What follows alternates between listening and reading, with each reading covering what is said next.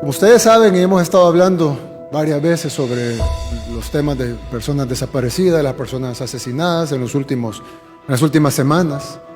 Ahora hay un enfoque distinto, en vista que hemos tenido una reducción histórica en la cantidad de homicidios y en la cantidad de desaparecidos y en la cantidad básicamente de todos los crímenes violentos.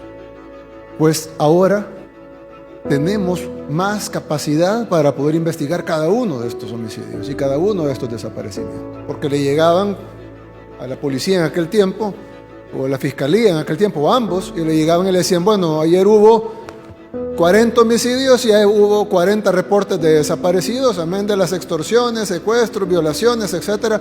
Entonces, en lo que están levantando los expedientes, pasa el día, hay otros 40 homicidios y otros 40 desaparecidos. La gran reducción que ha habido, que ha sido de un 80% más o menos en los últimos años, yo les decía que comparando 2018, que fue el último año que gobernó la administración anterior, comparado con 2019, que gobernamos nosotros la mitad, hubo una gran reducción precisamente porque en la segunda mitad ya estaba implementado el Plan Control Territorial. Y luego, el 2020, ya no competía con un año de la administración anterior, sino que competía con un año que se comprendía de medio año de la administración anterior y medio año de nuestra propia administración, es decir, competíamos con medio año nuestro. Sin embargo, logramos una reducción significativa, casi de un 40%, arriba de un 40%, sobre el 2019, que ya de por sí había tenido una reducción significativa sobre el 2018. Pues ahora, 2021, tenemos el reto de ganarle a un año completo nuestro, full implementado en su primera fase, el Plan Control Territorial, y con cuarentena. Entonces, que el 2021 le gane al 2020 es mucho más difícil. Pero se abre una oportunidad en el sentido de que, como ya no tenemos 30, 40 homicidios diarios, sino 3, sí podemos investigar 3 homicidios. Ahora con el Centro de Investigación Forense vamos a tener ADN, huellas digitales, balística, etcétera, para saber esta huella digital de quién es, este ADN de quién es, esta casquillo es de qué pistola, quién era el dueño de esa pistola, etcétera. Y por lo tanto va a haber más todas las técnicas nuevas de inteligencia. Con eso vamos a poder investigar mejor cada uno de los delitos. La sociedad salvadoreña está evolucionando también, y ustedes lo pueden ver. Como antes habían 20, 30 homicidios diarios, un número similar de reportes de desaparecidos, y la población sí se escandalizaba, pero se escandalizaba por la cifra. No veíamos 30 reportes diarios de personas, porque era imposible tener 30 noticias diarias. La noticia era 30 homicidios. Ahora que son 3, la noticia es: asesinan a tal persona, asesinaron a tal persona y asesinaron a tal persona. Y la población salvadoreña empieza a reclamar: hay que proteger a esta persona, o cuanto mínimo hay que encontrar a quién asesinó a esa persona, que pague por lo que hizo. Los seres humanos tendemos a que cuando las cifras son muy grandes, las vemos como cifras, pero cuando las cifras son pequeñas, ya vemos la realidad, de que en cada cifra hay un ser humano detrás, y en cada cifra hay una familia doliente detrás. Antes, incluso cuando le decíamos a la policía: tenemos que investigar los delitos, ¿cuál de los 20? ¿Cuál de los 30? ¿Cuál de los 40? ¿Cuál de los 80? Si incluyésemos los desaparecidos. Pero entonces nosotros, creo que al igual que la sociedad salvadoreña está evolucionando y ya no está viendo los homicidios como simples cifras a granel, sino que está viendo cada homicidio, por qué pasó, qué pasó con esta persona que está desaparecida, por qué no la han encontrado, quién fue el culpable, dónde está con vida o está sin vida. Creo que nosotros como gobierno tenemos que evolucionar también hacia eso. Y eso es lo que vamos a hacer. De ahora en adelante, ya que el número ha bajado, vamos a investigar cada caso. Pero hay un porcentaje grande dentro de ese 20% que son los crímenes que no vienen de estructuras delictivas. Por ejemplo, vemos el caso que muchas veces es el familiar. Es el esposo, es el hijo, es el vecino, es el tío que le debía dinero. Incluso vimos hace poco el caso de una persona que asesinó una familia completa para cobrar una herencia. Ya no solo es la tasa de homicidios, que la vamos a seguir tratando de reducir y la vamos a seguir estudiando día con día, pero también la tasa de impunidad. Es decir, ok, esto pasó, no lo logramos evitar, pero ¿quién fue? ¿Y cómo logramos no solo perfilarlo y encontrarlo y capturarlo, sino tener las suficientes pruebas para que el caso no se caiga en el juzgado? sino que esa persona se condene y vaya a pasar el resto de su vida a la cárcel. Para eso vamos a necesitar capacitaciones, el Centro de Investigación Forense, fortalecer ese departamento de la policía, esa subdirección de la policía, nuevas leyes, recursos, y gracias a Dios con la nueva asamblea vamos a tener los recursos que necesitamos y vamos a tener la nueva legislación que necesitamos. Pero también necesitamos que todo esto tenga en su manejo una nueva visión. Es por eso que he decidido este día de que el nuevo ministro de Seguridad será Gustavo Villatoro, quien me acompaña aquí a mi derecha. Ustedes ya lo conocen, es el ex superintendente del sistema financiero, pero su carrera no es en finanzas, su carrera ha sido siempre como fiscal. ¿Cuántos criminales pusiste tras las rejas? Secuestradores fueron 1985. 1985 secuestradores. Ustedes recuerdan, y bueno, los que han estado en la policía mucho tiempo, lo saben, que El Salvador vivió hace 20 años, más o menos 20 años. Hace 20 años vivió una ola de secuestro y se hizo una unidad especial que desbarató las estructuras de secuestro en el país. Hoy por hoy, si bien el secuestro existe, no es como antes. Y eso no fue un trabajo de nuestro gobierno. Yo iba al colegio en ese tiempo. Pero sí fue un trabajo que, si no el fiscal principal, uno de los principales en ese tiempo fue Gustavo Villatoro. En ese tiempo el fiscal Villatoro.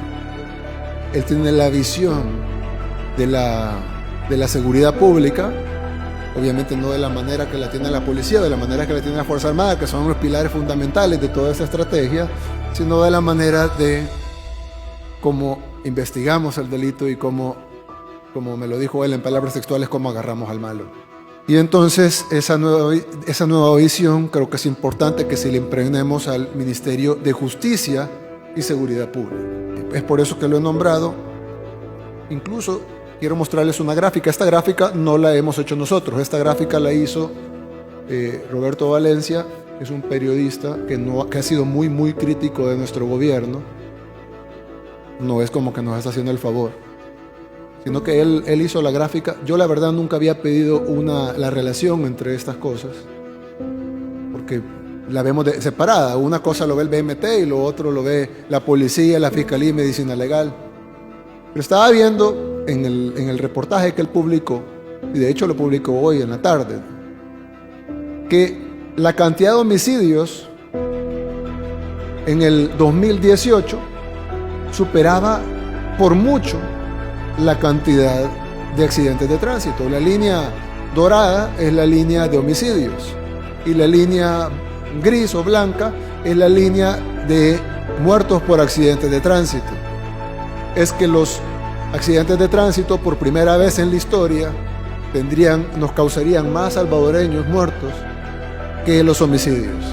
Salta a la vista, es decir, no es algo usual, nunca ha pasado en la historia del país, que en el país que era considerado la capital de los homicidios hace un par de años, ahora los homicidios están por debajo de los accidentes de tránsito. Eso nos dice dos cosas. Uno, que tenemos que trabajar en la reducción de accidentes de tránsito, y hay muchas cosas que podemos implementar para hacer eso, pero también nos dice que esa línea de homicidios que ha estado constantemente a la baja, si ustedes ven ya la comparación 2020-2021, ya nos quedamos atascados. Ahora nos toca cambiar la estrategia para reducir la tasa de impunidad y que la persona así como esa persona que asesinó una familia por cobrar su herencia, o así como el hombre que cometió un feminicidio y asesinó a su pareja, se lo piensen 10 veces porque sepan de que los vamos a encontrar y que vamos a hacer los que pasen el resto de su vida en la cárcel.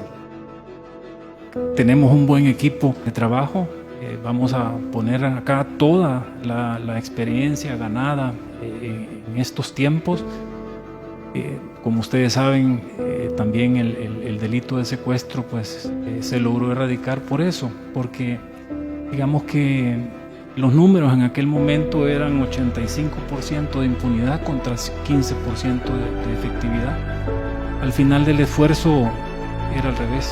El 15% de impunidad y el 85% que sí o sí le llegaba a la justicia, le llegaba a la autoridad y ese sujeto iba condenado a la prisión. humildemente pongo toda mi experiencia en esto. Yo a la mayoría de ustedes los conozco, saben que nunca me he desconectado del tema de seguridad. Es apasionante, es estar siempre pensando y nunca celebrando, ¿verdad? Porque cuando uno pone el ancla, el criminal siempre está pensando cómo nos la mueve, ¿verdad? Entonces es un trabajo de siempre, ¿verdad? Así como dicen, es algo que nunca se va a acabar, esa lucha entre el bien y el mal. Pero lo que sí estoy seguro es que somos más los buenos. Lo que pasa es que los malos son más ruidosos. Nuestro promedio hoy por hoy está mejor incluso que los de 1965, cuando no teníamos posguerra, cuando no teníamos todas estas estructuras organizadas. Y la población era la mitad. Y la población era la mitad. Este es un buen momento para poder hacer estos giros de timón y poder hacer más eficiente y saber a dónde apostar los recursos de nuestras instituciones, precisamente para que el criminal no se salga con la suya. Bienvenido, señor ministro. Es para nosotros un honor que usted se integre a este equipo de trabajo. Hemos estado trabajando durante estos 21 meses en diferentes áreas en las cuales usted ha colaborado mucho. De igual manera, expresar que cuenta con toda la colaboración de nosotros para poder ejecutar, para poder llevar a cabo esa visión que usted tiene, todo en beneficio de la población salvadoreña, en beneficio para que nuestro país pueda lograr esa tan ansiada paz y que pueda ser un país con mayor desarrollo. Señor Ministro de Seguridad Pública y Justicia, bienvenido, licenciado Gustavo Villatoro. Nosotros lo conocemos a usted, sabemos su legado dentro de la trayectoria institucional, así es que le damos la bienvenida y ofrecerle toda nuestra cooperación, apoyo, para que los resultados se den en base a esa visión que ya lo mencionó el señor Presidente de la República. Así es que bienvenidos y aquí estamos para servirle y apoyarlo. Tenemos un recurso humano que se ha tecnificado y se ha mejorado grandemente en este tiempo. Tenemos un recurso tecnológico nuevo que está casi ya listo, como el caso del Centro de Investigación Forense, y otro que lo bloqueó la Asamblea el año pasado, a principios del año pasado, pero que lo desbloqueará la nueva Asamblea, que incluso podrá hacer más. Todo lo que necesitemos para combatir el crimen va a estar disponible. Y como hablaba con el ministro Villatoro, la nueva legislación que también se necesita. Reformas al Código Penal, reformas al Código Procesal Penal, reformas a otro tipo de leyes especiales, para poder garantizar que tengamos todos los elementos. Y si hay otra cosa, pues incluir esa otra cosa que no mencioné, para tener todos los elementos necesarios y poder llegar a niveles donde la violencia pues probablemente siempre va a existir, es algo que existe en todas las sociedades humanas, pero que no seamos el país conocido porque somos el país violento, sino que seamos conocidos por otras cosas y que la violencia sea un tema marginal, como lo es en otras latitudes, en otros países del mundo que saben combatir la delincuencia y han sabido poner a sus criminales tras las rejas. Y cuando sale otro criminal, pues lo agarran y lo ponen tras las rejas. Entonces quiero decirles eso, van a tener todo el apoyo de parte del gobierno. Sigamos implementando lo que ha funcionado, implementemos al 100% lo nuevo y todos los recursos, voluntad, recurso humano, tiempo, todo lo que se necesite para poder reducir ese 20% que queda todavía pendiente, lo vamos a tener porque el pueblo salvadoreño quiere vivir en paz.